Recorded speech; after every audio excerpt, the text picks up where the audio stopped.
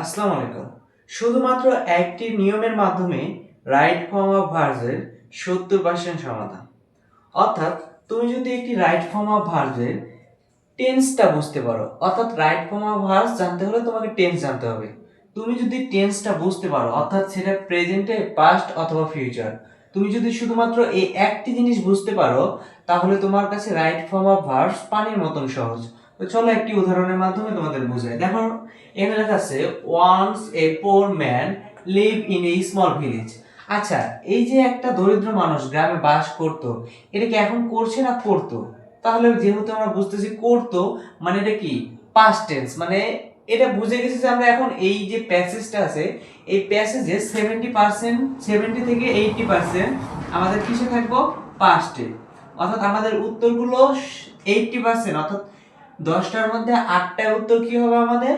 Past টেন্সে। শুধুমাত্র তুমি যদি এতটুকুই বুঝতে পারো, তাহলে তোমার জন্য যে কোনো প্যাসেজের রাইট ফর্ম অফ ভার্বস খুবই পানির মতো সহজ। তো আমরা পুরো প্যাসেজটি আগে, তুমি যখন পরীক্ষার হলে বা তোমার যে কোনো মডেল কোশ্চেন সলভ করবা, তখন তুমি রাইট ফর্ম অফ ভার্বস এর পুরো প্যাসেজটা আগে একবার পড়বা। অর্থাৎ আমরা এই প্যাসেজটা পড়ে শুধুমাত্র এটা একটা বুঝতে পারলাম যে এখানে একজন দরিদ্র মানুষ, সে জীবিকা করতো, অনেক অল্প পরিমাণে উপার্জন করতো। এটা তো করছে না, করতো। অর্থাৎ আমরা এখানে বুঝে ফেলছি যে এটা কিসে আছে?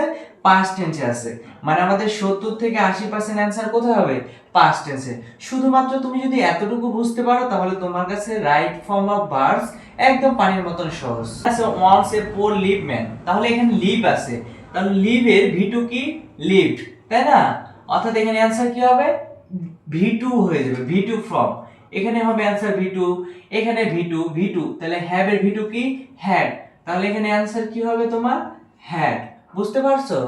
অর্থাৎ তুমি যেহেতু বুঝে গেছো যেখানে 70 থেকে 80% কোন টেন্সে হবে? পাস্ট। যদি প্রেজেন্টে হতো, তাহলে তুমি 70 থেকে 80টা কোথায় হতো? প্রেজেন্ট টেন্সে। অর্থাৎ 7 থেকে 8টা প্রেজেন্ট টেন্সে হবে, হয়তো বা দুই একটা ব্যতিক্রম। অর্থাৎ তুমি শুধুমাত্র টেন্স বুঝতে পারলে তোমার কাছে রাইট ফর্ম অফ ভার্ব সম্পূর্ণ সহজ। হি ওয়ার্ক, তাহলে ওয়ার্ক ইডি যুক্ত হয়ে যাবে। তারপর লার্ন, এটা ইডি যুক্ত হয়ে যাবে, তাহলে ভি2 ফ্রম হয়ে যাচ্ছে। এটা গো, গো এর ভি2 কি? Go went, go went. বুঝতে পারছো? তারপরে দেখো এখানে আছে সি, সি এর ভি2 কি? স। আচ্ছা, পরে এখানে সিট, এখানে সিট আছে। দেখো এখানে একটা ব্যতিক্রম আছে। ব্যতিক্রম কি? এটা হচ্ছে রিলেটিভ প্রোনাউন। রিলেটিভ প্রোনাউনের পরে সরাসরি ভার্ব যে বসবে, সেই ভার্বটার সাথে আইএনজি করতে হয়। যেমন রিলেটিভ প্রোনাউন হু আছে, তাহলে হু এর পরে আমাদের একটা ভার্ব আনতে হবে। অক্সিলারি ভার্ব কি আনলাম? ওয়াজ। যেহেতু এটা পাস্ট টেন্সে বলা আছে, সেজন্য আমরা কি আনলাম? ওয়াজ আনলাম। আর এখানে কি ছিল? সিট, তাহলে এখানে হলো সিটিং। বুঝতে পারছো?